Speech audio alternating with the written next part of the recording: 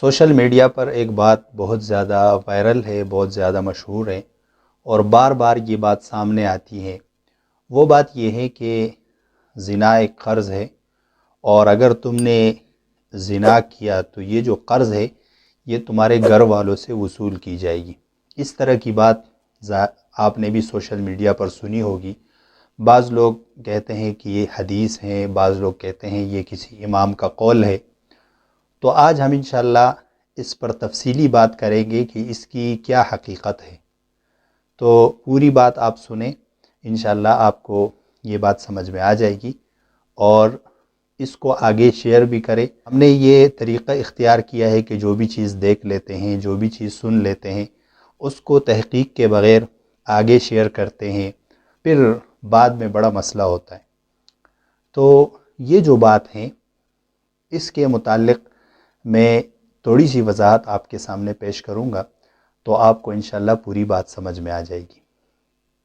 اس باب میں ایک روایت تو ہمیں ملتی ہے کہ ابو امامہ رضی اللہ عنہ فرماتے ہیں کہ ہم آپ صلی اللہ علیہ وسلم کے ساتھ مجلس میں تھے کہ اتنے میں ایک نوجوان شخص آیا اور اس نے کہا کہ اے اللہ کے رسول، مجھے زنا کی اجازت دے دو۔ تو لوگوں نے اس کو بڑا ڈانٹا، وہ اس کی طرف لوگ متوجہ ہو گئے اور لوگوں نے اس کو منع کیا کہ یہ آپ کیا کہہ رہے ہو۔ تو آپ صلی اللہ علیہ وسلم نے لوگوں کو کہا کہ چھوڑو، اس کو میرے پاس آنے دو۔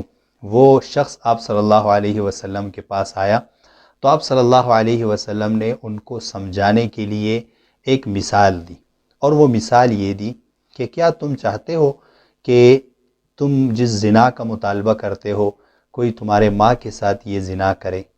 تو اس نے کہا کہ اللہ کے رسول، میرے ماں باپ آپ پر قربان ہو، میں بالکل یہ نہیں چاہتا۔ پھر آپ نے پوچھا کہ کیا آپ یہ پسند کرتے ہو کہ آپ کی بیٹی کے ساتھ کوئی زنا کرے؟ تو اس نے کہا کہ اللہ کے رسول، میرے ماں باپ آپ پر قربان ہو، میں بالکل یہ نہیں چاہتا۔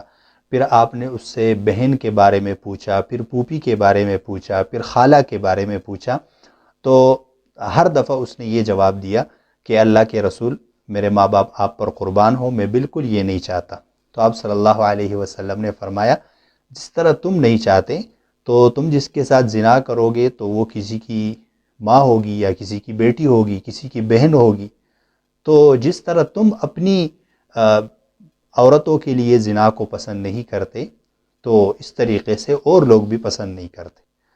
آپ صلی اللہ علیہ وسلم نے اس کو زنا کی جو قباحت ہے اس کو سمجھایا کہ زنا ایک بہت ہی گندا اور خراب عمل ہے۔ جس طرح تم اپنے گھر والوں کے لیے پسند نہیں کرتے، تو اس طریقے سے کوئی بھی شخص اپنے گھر والوں کے لیے اس برے عمل کو پسند نہیں کرتا۔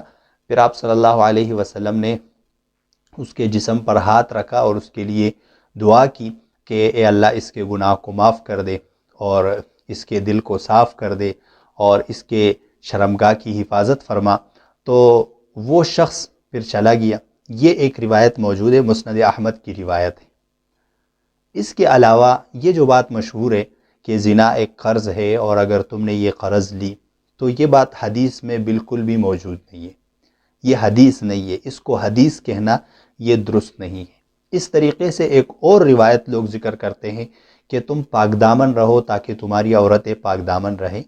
تو وہ روایت اس کا بھی یہ مطلب نہیں ہے کہ اگر تم نے زنا کیا تو وہ تمہاری عورتوں سے اس بات کو وصول کیا جائے گا۔ اس کا مطلب یہ ہے کہ تم پاک دامن رہو تاکہ تمہاری پاک دامنی کا گھر والوں پر اثر ہو۔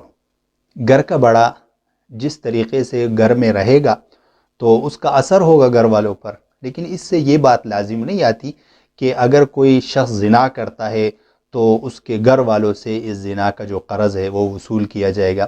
بعض لوگوں نے یہ خیال ظاہر کیا ہے کہ یہ امام شافعی رحمہ اللہ کا شعر ہے۔ دیوانی شافعی رحمہ اللہ میں یہ شعر موجود ہے، لیکن اس کا کسی بھی جگہ سے پتہ نہیں چل رہا کہ یہ امام شافعی رحمہ اللہ کا شعر ہے، کیونکہ دیوانی شافعی امام شافعی رحمہ اللہ کے بعد کسی نے جمع کیا ہے، اشعار کو جمع کیا ہے۔ ہو سکتا ہے کہ بہت سارے اشعار اس میں امام شافعی رحمہ اللہ کے ہو، لیکن یہ شعر ان کا ہے، اس کا کوئی ثبوت نہیں ہے کہ یہ شعر بھی انہی کا ہے۔ تو لہٰذا یہ جو بات مشہور ہے، سوشل میڈیا پر وائرل ہیں، کہ زنا ایک قرض ہے اور اگر کسی شخص نے زنا کیا تو یہ قرض ان کے گھر والوں سے وصول کی جائے گی، تو یہ بات درست نہیں ہے۔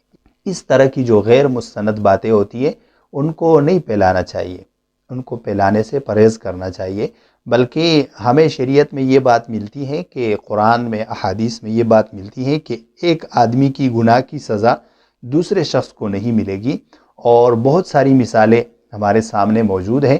ابراہیم علیہ السلام کا جو باپ تھا وہ کافر تھا، بیٹا نبی ہے، اور نوح علیہ السلام خود نبی ہے، بیٹا کافر ہے، تو ایک شخص کی گناہ کی سزا دوسرے کو نہیں ملے گی، اور زنا بہت بڑا گناہ ہے۔ قرآن میں اللہ تعالیٰ نے فرمایا ہے کہ زنا کے قریب بھی مت جاؤ۔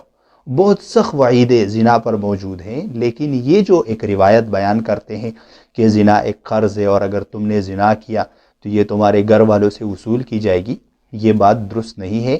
اس کو نہیں پھیلانا چاہیے۔ اس جو سوشل میڈیا پر یہ ایک چیز وائرل ہے، اس کو ختم کرنا چاہیے تاکہ لوگ غلط جو انفارمیشن ہے، غلط معلومات ہے، اس سے لوگ بچ جائیں۔